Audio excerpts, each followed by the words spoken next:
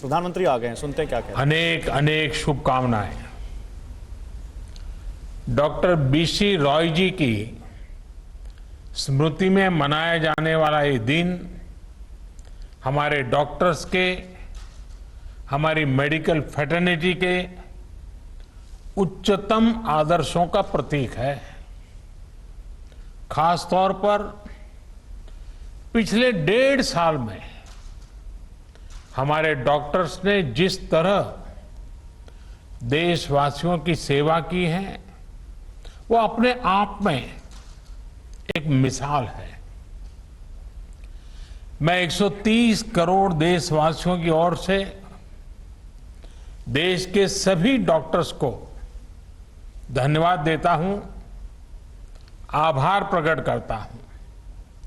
साथियों, डॉक्टर्स को ईश्वर का दूसरा रूप कहा जाता है और वैसे ही नहीं कहा जाता।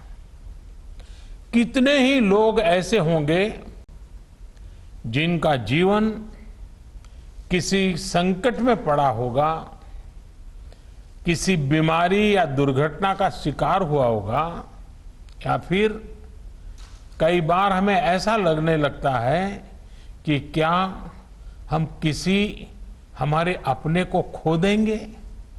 लेकिन हमारे डॉक्टर्स ऐसे मौकों पर किसी देवदूत की तरह जीवन की दिशा बदल देते हैं, हमें एक नया जीवन दे देते हैं।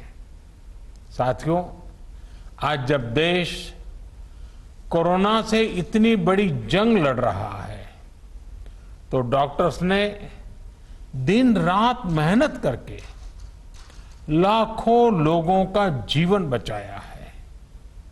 ये पुण्य कार्य करते हुए देश के कई डॉक्टर्स ने अपना जीवन भी न्यौछावर कर दिया।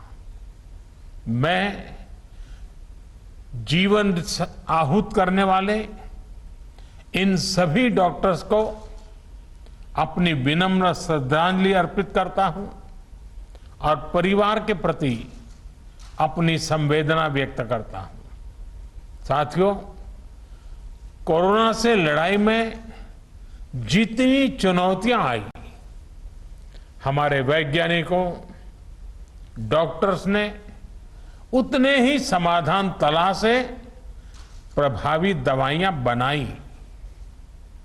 आज हमारे डॉक्टर्स ही कोरोना के प्रोटोकॉल्स बना रहे हैं, उन्हें लागू करवाने में मदद कर रहे हैं। ये वायरस नया है, इसमें नए नए म्यूटेशंस भी हो रहे हैं, लेकिन हमारे डॉक्टर्स की नॉलेज, उनके एक्सपीरियंस, उनके अनुभव वायरस के इन खतरों और चैलेंजेस का मिलकर मुकाबला कर रहे हैं। इतने दशकों में जिस तरह का मेडिकल इंफ्रास्ट्रक्चर देश में तैयार हुआ था, उसकी सीमाएं आप भली भांति जानते हैं।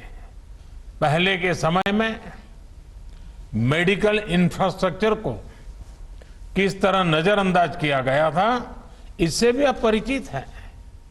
हमारे देश में जनसंख्या का दबाव इस चुनौती को और कठिन बना देता है।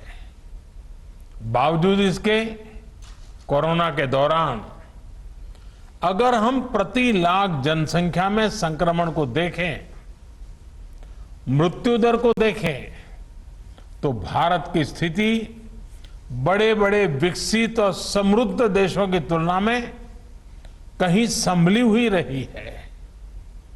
किसी एक जीवन का असमय समाप्त होना उतना ही दुखद है, लेकिन भारत ने कोरोना से लाखों का जीवन बचाया भी है। इसका बहुत बड़ा श्रेय हमारे परिश्रमी डॉक्टर्स, हमारे हेल्थ केयर वर्कर्स, हमारे फ्रंटलाइन वर्कर्स को जाता है। साथियों, ये हमारी सरकार ही है जिसने हेल्थ केयर पर सबसे अधिक बल दिया है।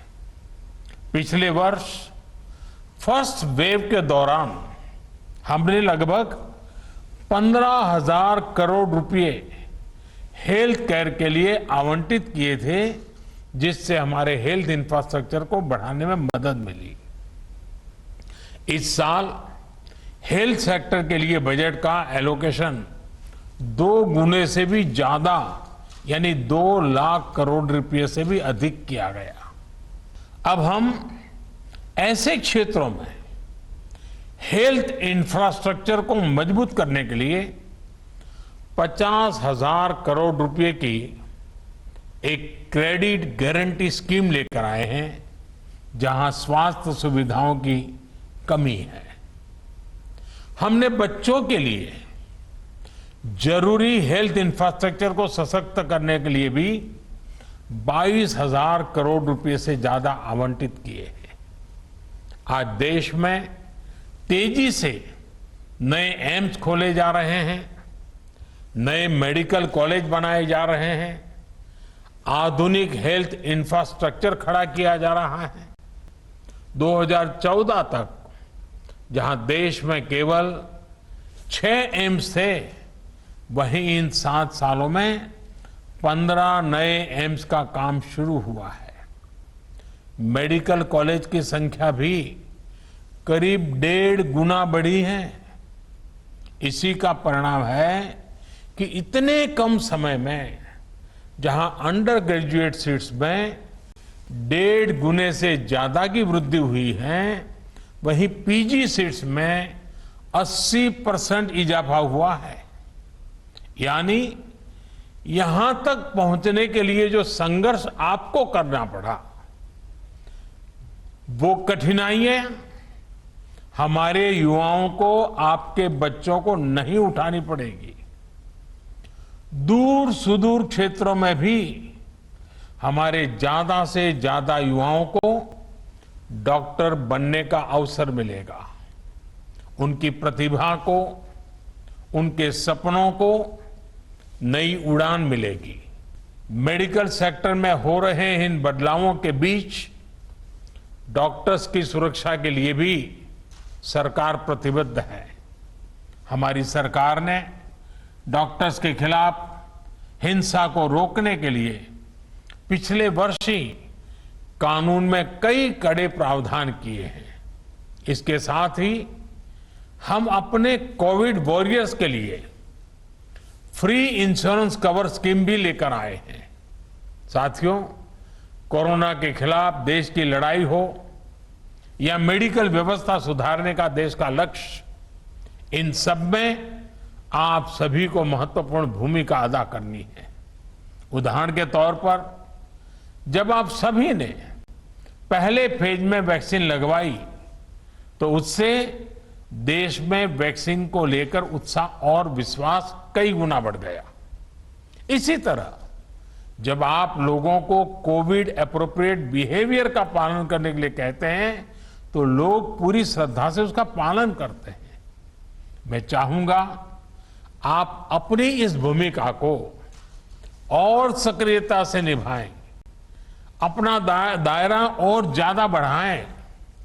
साथियों, इन दिनों एक और अच्छी चीज हमने देखी है कि मेडिकल फ्रेटर्निटी के लोग योग के बारे में जागरूकता फैलाने के लिए बहुत आगे आए हैं। योग को प्रचारित प्रसारित करने के लिए जो काम आजादी के बाद पिछली शताब्दी में किया जाना चाहिए था, वो अब हो रहा है। इस कोरोना के काल में योग प्राणायाम का लोगों के स्वास्थ्य पर किस तरह सकारात्मक प्रभाव पड़ रहा है, पोस्ट कोविड कॉम्प्लिकेशन से निपटने में योग किस तरह मदद कर रहा है, इसके लिए आधुनिक मेडिकल साइंस से जुड़े कई संस्थानों द्वारा एविडेंस बेस्ड स्टडीज कराई जा रही है। इस पर आप में से कई लोग काफी समय दे रहे हैं। साथियों, आप लोग मेडिकल साइंस को जानते हैं, एक्सपर्ट हैं, स्पेशलिस्ट हैं, और एक भारतीय को योग को समझना भी स्वाभाविक रूप से आसान होता है। जब आप लोग योग पर स्टडी करते हैं, तो पूरी दुनिया इसे बहुत सीरियसली लेती है। क्या आईएमए इसे मिशन मोड में आगे बढ़ा सकती है?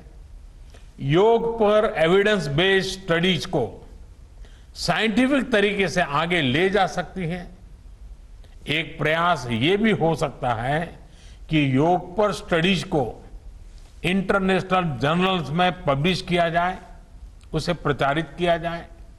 मुझे विश्वास है कि ये स्टडीज दुनिया भर में डॉक्टर्स को, अपने पेशेंट्स को योग के बारे में और जागरूक करने के लिए भी प्रोत्साहित करेगी।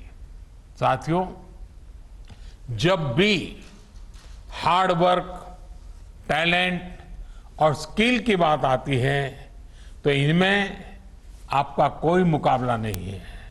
मैं आपसे यह भी अनुरोध करना चाहता हूं कि आप पूरे अटेंशन के साथ ही अपने अनुभवों का डॉक्यूमेंटेशन भी करते रहें। पेशेंट के साथ आपके एक्सपीरियंसेस का डॉक्यूमेंटेशन बहुत ही अहम है। साथ ही मरीज के सिम्टम्स, ट्रीटमेंट प्लान और उनके रिस्पॉन्स का भी डिटेल डॉक्यूमेंटेशन होना चाहिए।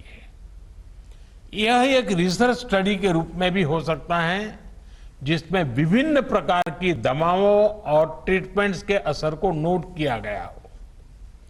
जितनी बड़ी संख्या में आप मरीजों की सेवा और देखभाल कर रहे हैं, उसके हिसाब से आप पहले से ही दुनिया में सबसे आगे हैं।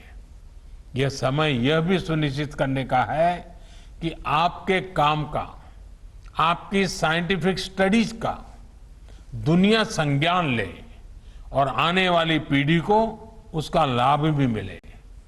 इससे दुनिया को जहां मेडिकल से जुड़े कई जटिल सवालों को समझने में आसानी होगी, वहीं उसके समाधान की दिशा भी मिलेगी। कोविड की यह महामारी इसके लिए एक अच्छा स्टार्टिंग पॉइंट हो सकता है। वैक्सीन किस प्रकार से हमारी मदद कर रही है, किस प्रकार से अर्ली डायग्नोसिस का लाभ मिल रहा है और एक पर्टिकुलर ट्रीटमेंट किस प्रकार से हमारी सहायता कर रहा है, क्या हम इसको लेकर ज्यादा से ज्यादा स्टडीज कर सकते हैं? पिछली शताब्दी में जब महामारी आई थी, आज उसका डॉक्यूमेंटेशन बहुत उपलब्ध नहीं है। आज हमारे पास टेक्नोलॉजी भी है और हम अगर कोविड से कैसे मुकाबला किया गया है, इसके प्रैक्टिकल अनुभवों का डॉक्यूमेंटेशन करते हैं तो वो भविष्य में पूरी मानवता के लिए बेहद मददगार साबित होगा। आपका ये अनुभव देश के मेडिकल रिसर्च को एक नई गति भी देगा। अंत में मैं यही कहूंगा कि आपकी सेवा, आपका श्रम सर्वे भवन्तु सुखिनः के हमारे संकल्प को अवश्य सिद्ध करेगा। हमारा देश कोरोना से भी जीतेगा और विकास के नए आयाम भी हासिल करेगा। इन्हीं शुभकामनाओं के साथ आपको बहुत बहुत धन्यवाद। अड़ी सोमवार से शुक्रवार शाम 6 बजे सिर्फ टीवी 9 भारतवर्ष पर।